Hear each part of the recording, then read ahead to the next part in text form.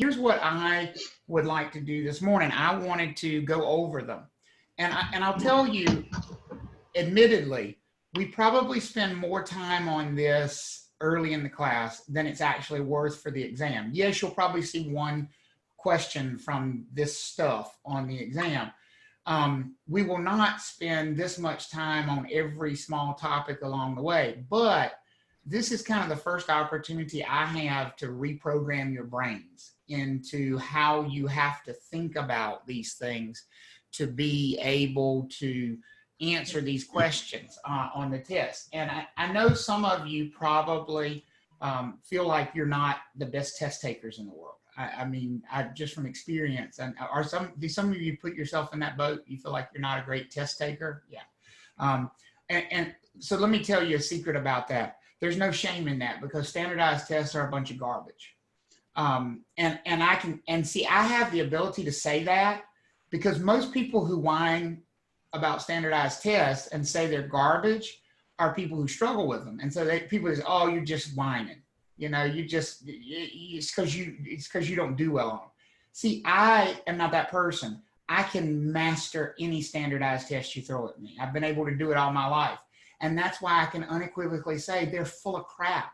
They're horrible things. Because I can take a standardized test for something that I don't even know the material about, and I can answer almost every question right. Because they really are like solving a riddle, not answering questions. It's more about looking for answers to eliminate than it is about looking for the right answer.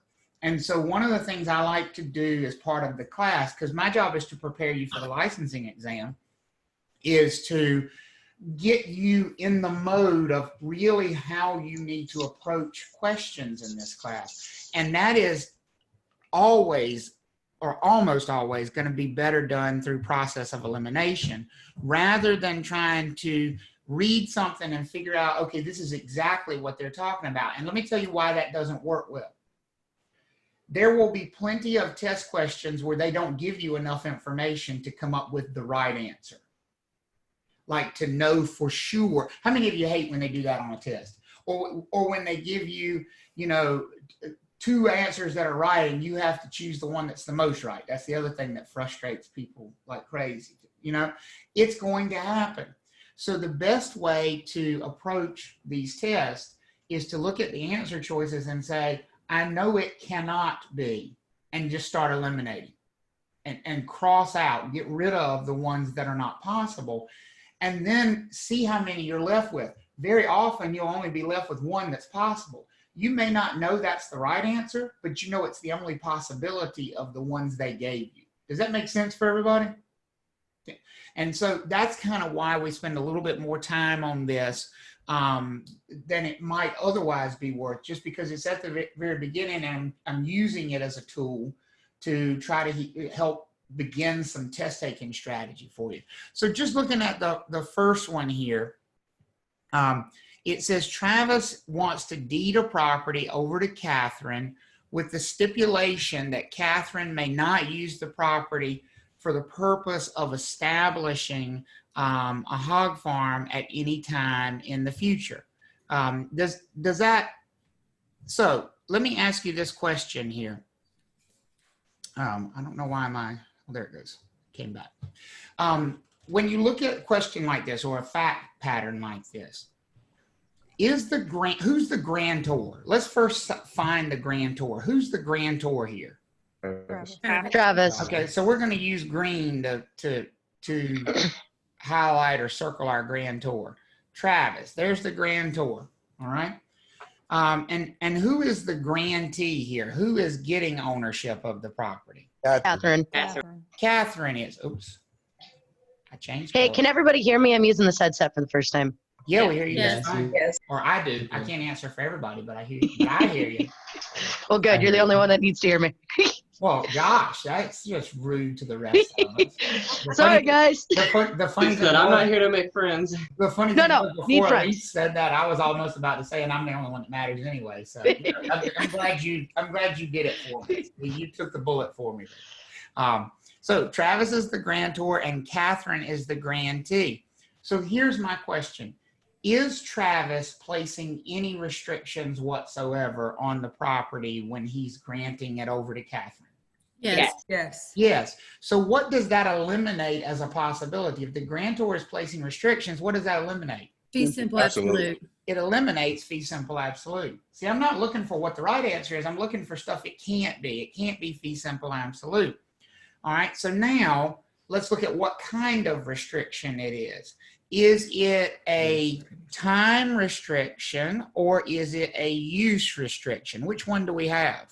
Use. Use. It's a use restriction. So that eliminates all of the life estates because the life estates would be the ones that deal with time, right? So we're down to a 50-50 shot here. There's only two possibilities left. That's the nice thing about process of elimination. We're down to 50-50 just after doing that. So the difference between fee simple determinable and fee simple subject to a condition is just how strict the grantor has been. If they've been super strict and said you can only do this one thing, then that's fee simple determinable.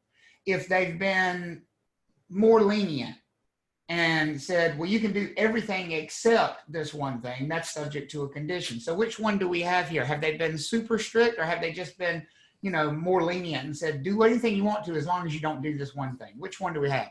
More lenient. Yeah, more lenient. We got the more lenient one, and so Cool. that eliminates fee simple determinable and leaves us with fee simple subject to a condition. That's what I had. That's what I had. That's what I had. There you go. Subject to a condition. Okay.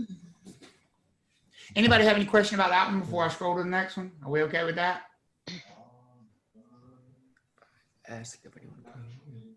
Okay.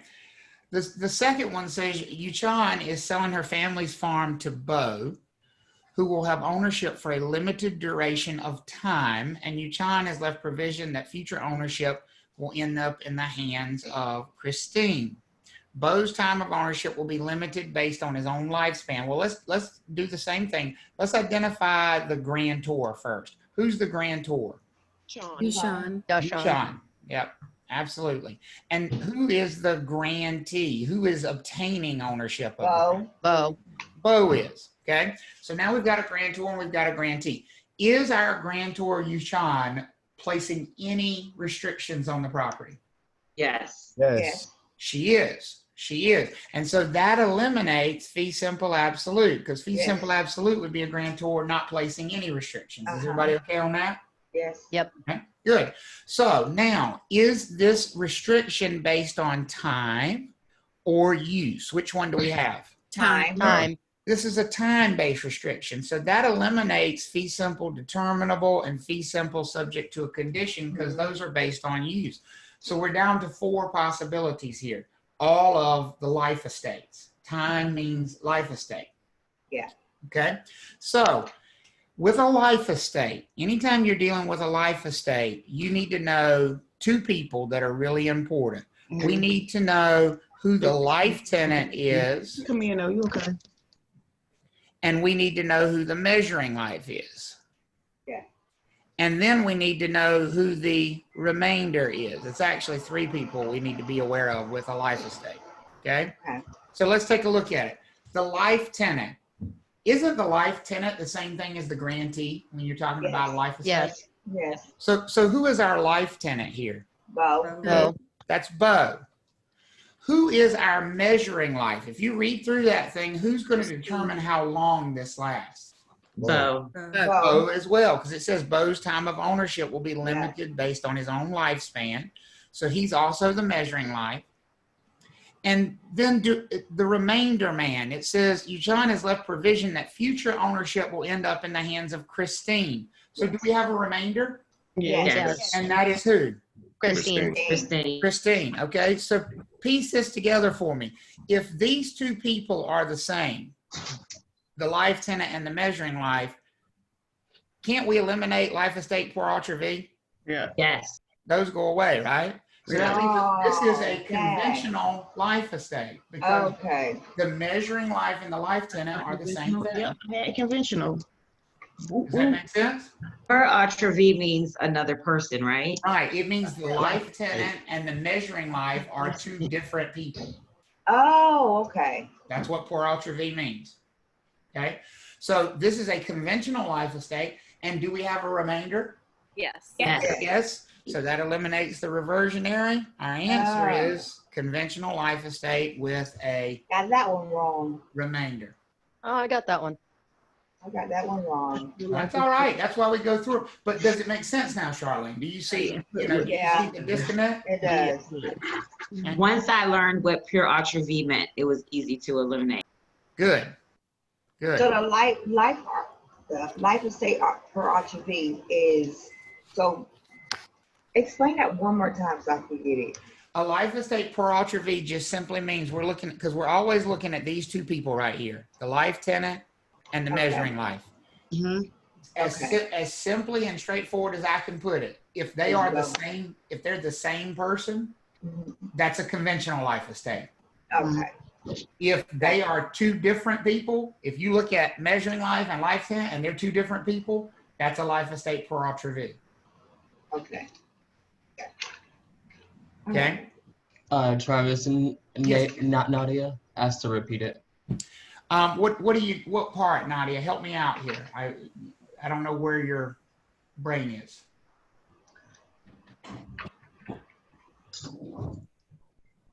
You there?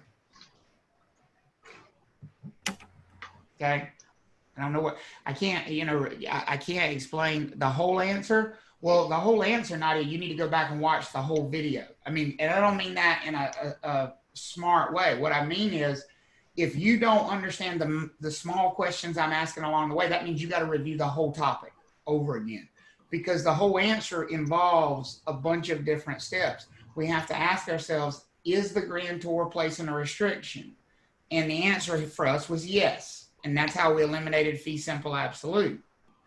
And then we said, is that restriction based on time or is it based on use?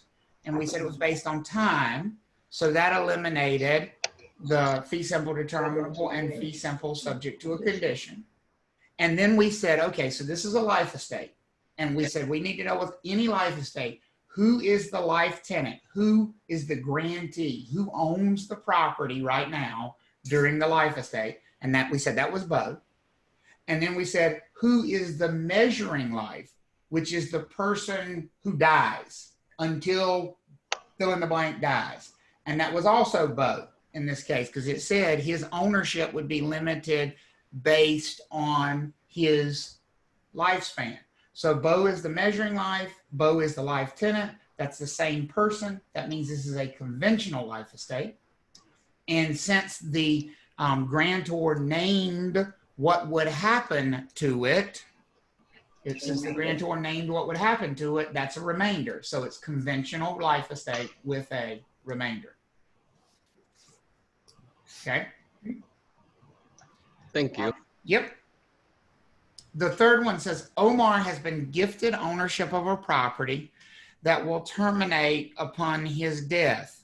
And this is what I mean about, you may not get like the full picture with all the details, right? As a matter of fact, we can't even answer the most basic question here in this one. What do we start all these with? Who's the grantor? Who's the grantor? Who's the grantor in this thing? Omar. Who is the grantor? Omar. Omar. No, it doesn't Omar say. for grantee. We don't know. We have no idea who the grantor is. Yeah, this is the one I had an issue with. We have no I had an issue with idea this one as who well. the grantor is. I thought Omar was, okay. Omar has received ownership. So the person receiving something, Has been he is the what? grantee. He is the Grantee. grantee. Omar is the grantee. T. Okay. So we don't even know who the grantor is in this thing. But we do know what the grantor did. They gifted or gave ownership of the property to Omar. And that ownership is limited based on time. So is there a limitation here? Yes. Yes. Yes. Yes. So that means we can eliminate fee simple absolute. Is everybody okay with that? Yes. Yes. Get rid of fee simple absolute. Is this a limitation based on time or Yes. use? On time. Time. This is based on time, so we can eliminate fee simple determinable. We can eliminate fee simple subject to a condition because those are based on use, correct? Yes. So this is, again, another type of a life estate. Everybody with me on that? Yes. Yes. So with life estates, here's the information we always need to know. Who's the life tenant, which is the same as the grantee, and that's who in this case? Omar. Omar. That's Omar. Then we need to know who's the measuring life, Omar. Omar.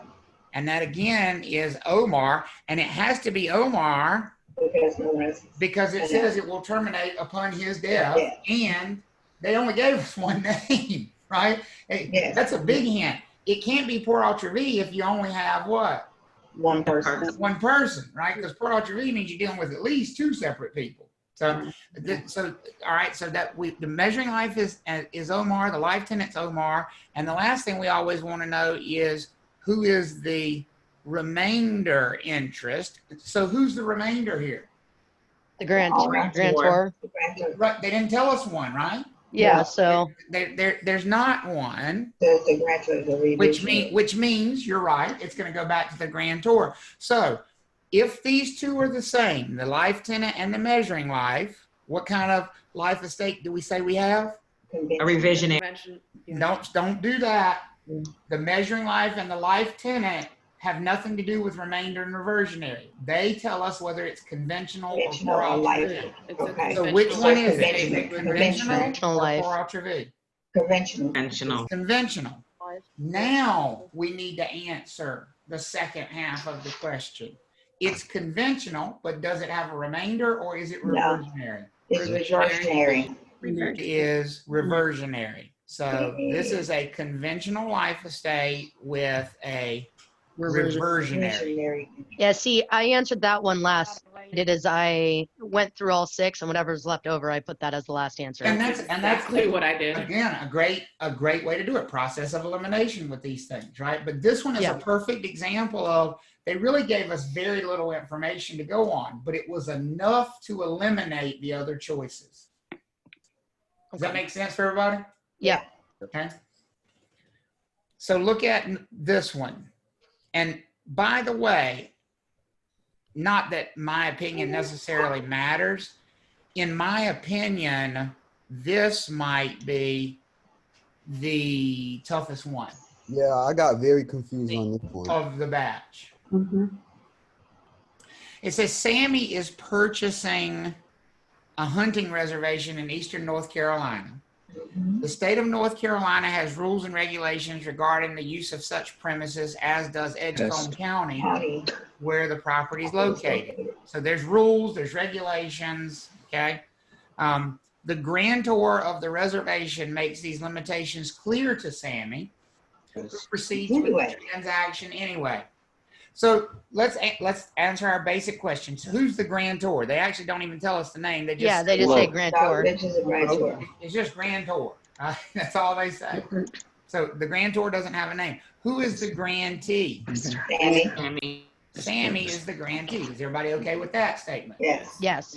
So we've got grantor, Yeah. and we've got Sammy. Now, here's my question. And before you jump out there, I want you to think for just a few seconds about your answer to this question. Is the grantor placing any restrictions on this ownership? No. No. Not at all. Not at all. Not at all. There are restrictions, but they were there long ago. Right. Okay. This grantor right now is not placing any restrictions. So it's fee simple absolute. This one Yeah. is fee Simple simple Simple absolute. absolute. This one is just tricky with the words. It's the hunting reservation. That's why I got very confused. Because And that's why I think this is the toughest one, because people read this one and go, no way in hell, this is too long. This has got to be some complex thing, right?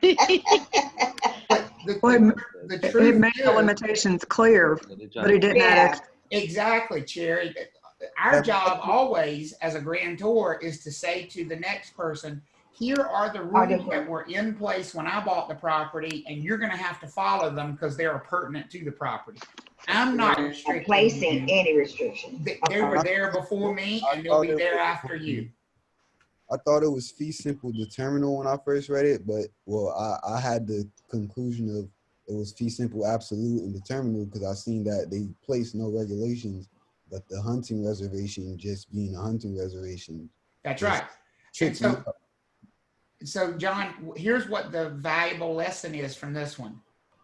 Even if something is fee simple absolute, can it have restrictions? Yes. Yes. Yes. It's not about having no restrictions. It's about, did the grantor place those restrictions? Okay. Everybody all right with that one? Yes, it pretty much runs with the land, correct? That's exactly right. Those Yeah. restrictions are just part of the land. And so this grantor is not changing the restrictions in any way. They're just saying, you buy the land, the restrictions come with the land. I'm letting you When know. I thought about it, I what's what. just said it was fee simple absolute, and I canceled out the determinable answer. I just knew it was fee simple absolute. I was like pretty sure on it. Gotcha. I made flashcards, and for fee simple absolute, the only definition I have is the grantor didn't place any restrictions. And that is the definition. That's That's exactly it. right. Yeah. And so this is a lot of words to say not very much.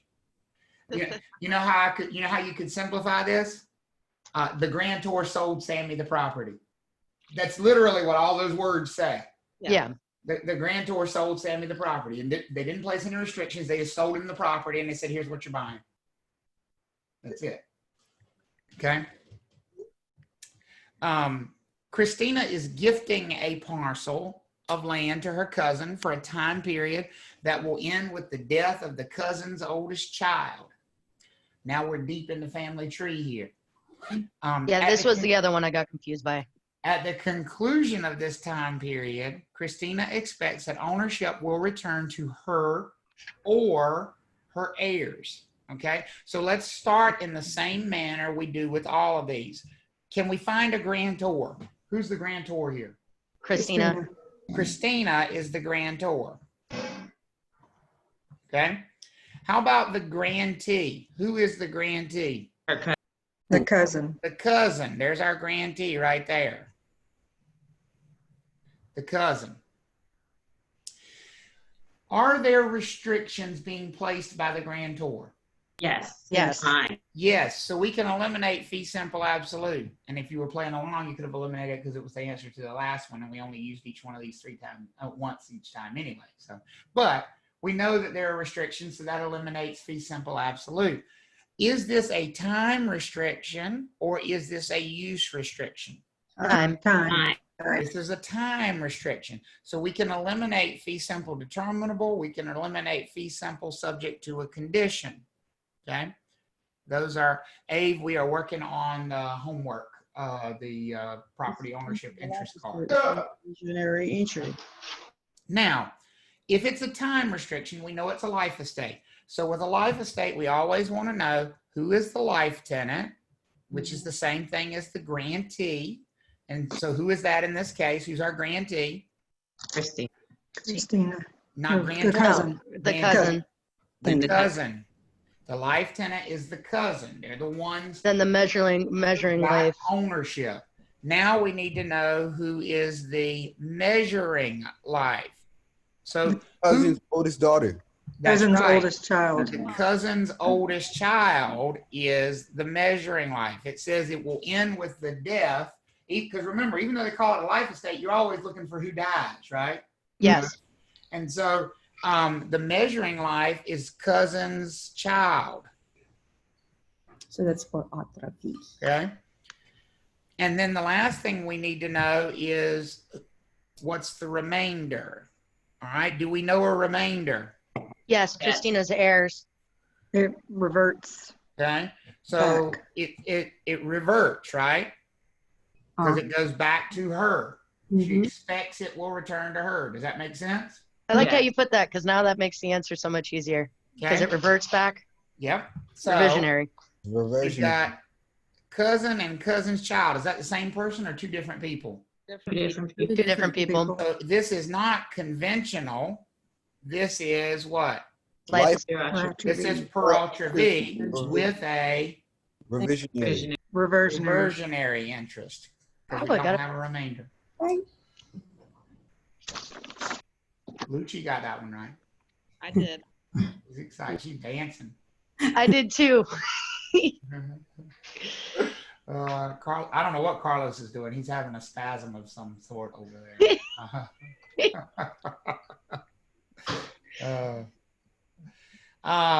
And this one says Shanika has obtained ownership of a parcel of land which she is obligated to continue using for the purpose of a park if she wishes to maintain her freehold interest. All right. So first of all, we always look for the grantor. And in this case, we don't even know, right? They don't tell us who the grantor is. We don't know who gave ownership. They don't tell us.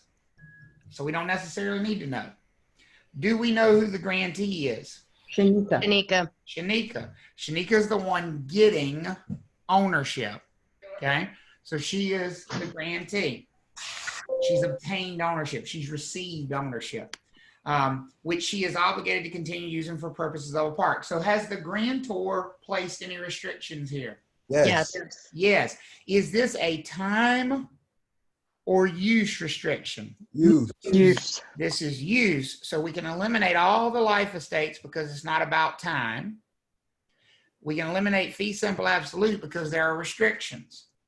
That leaves us with a 50-50 shot. This is either fee simple determinable or fee simple subject to a condition. Has our grantor been super strict and said you can only do this one thing? Or has our grantor left a lot of wiggle room? Obligated. No, super strict. It has to be used as a park. Yep, John said it obligated, and Elise said super strict. Exactly right. So this is fee simple determinable. Okay. Okay, this is fee simple Determinable determines the use. That's right. That's a good way to do it. Yep. The grantor determines the use. That's exactly right. Okay. And this one says Teresa inherited ownership of a home when her mother passed away. Okay. Teresa's mother had inherited ownership of the home for the duration of her sister Tammy's lifetime. Tammy is Teresa's aunt and is still alive, though living in a nursing facility. Upon Tammy's death, ownership of the home will go to a charity located in Knoxville. Now, this one's long. Got a lot of names, got a lot of people. Here's the thing. I can still do the same process. If I look for the grantor, here's what it looks like to me. Her mother's the grantor. Her mother died, right? And that's how she obtained ownership. So the mother is the grantor. Does that make sense for everybody? Yes. Okay. So there's our grantor. Who's our grantee? Teresa. Teresa. Teresa is. Teresa is the grantee. She owns the property. Okay. Is there any restriction here on this property? Yes. Yes. Yes, Time most restriction. definitely. So we can get rid of fee simple absolute. And if we ask ourselves, is it a use restriction or a time restriction? It looks like time to me. Would everybody agree with that? Yeah. Yes. So that means we can eliminate fee simple determinable and fee simple subject to a condition. So we're left with one of the life estates. Whenever we deal with a life estate, we need to know who the life tenant is. We need to know who the measuring life is. And we need to know who the remainder is. So let's see if we can find all of those. Let's look at life tenant. Well, remember, life tenant is the same thing as the grantee, right? So who do we say the grantee was? Teresa. Teresa. So Teresa is our life tenant. Measuring life. Who do we care about their death? Okay, or measuring death? The aunt. Aunt Tammy, right? Tammy. Tammy, because it says upon Tammy's death. So our measuring life is Tammy. Okay. Now, is that the same person or two different people? Two different. Two different people. So we can eliminate conventional. We're left with some type of a per Autre V. Does that make sense for everybody? Yes, sir. So the only other question we need to answer is, are we dealing with a remainder or a reversionary? Remainder. And I see a remainder man, a charity located in Knoxville, Tennessee. So the remainder is a charity, which means this is a life estate pour Autre vie with a remainder. So a remainder can be an organization, not necessarily a person. Correct. Okay, That is correct. that's why. Any grantee, that's a great question. Any grantee could be an organization, could be a company. Companies can own property. Charities can own property.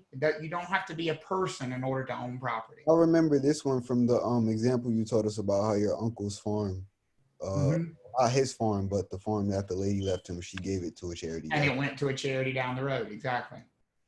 Yeah, but that example though, because you didn't know who's going to,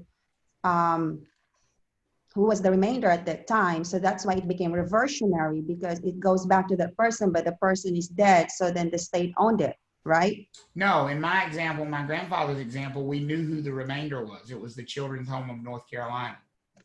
That's the example John's talking about. The example I used in class the other day was my grandfather's a life estate in a farm. And Right, but you were not aware of that at that time, right? yes, yes. Oh, I didn't know it as a child, but my grandfather was very much aware of it. Yes. All right, there you go. Yeah. And we knew who the remainder interest was, which was the Children's Home. Okay. So do we feel better about these than we did before? Yes. Yes. Yes. Good, good. And do you see the power of doing it with process of elimination rather than trying to just find the answer? Yes. Yeah. Lucy, did you have a question? Yeah, so the life estate for Autre vie with reversionary, I mean, like I understand that reversionary, okay, it goes to the grantor, back to the grantor. Whatever happens, it goes back to the grantor, right? Yeah. Okay, that's the whole concept. That's the reversionary concept. It has nothing to do with the per Autre vie. That's just the reversionary concept. Yes. Okay, so then my question is like, let's say, so the difference between reversionary and remainder is that you particularly name someone on the remainder. Yes. Okay. Correct. I was confused there for a while because like, let's say if the grantor dies and nobody was named as a remainder, then the state would happily accept. You're chasing down a rabbit hole there. If the grantor is dead, it goes to the grantor's heirs. If there is it goes to either a remainder or a reversionary, and the grantor determines that. If they name somebody, it's remainder. If they don't name somebody, it's reversionary. There you go. Don't worry about past that point. Thank you. You're welcome. You're welcome. Okay. We good? Yes. Yep. All right. Awesome. Awesome. I think that's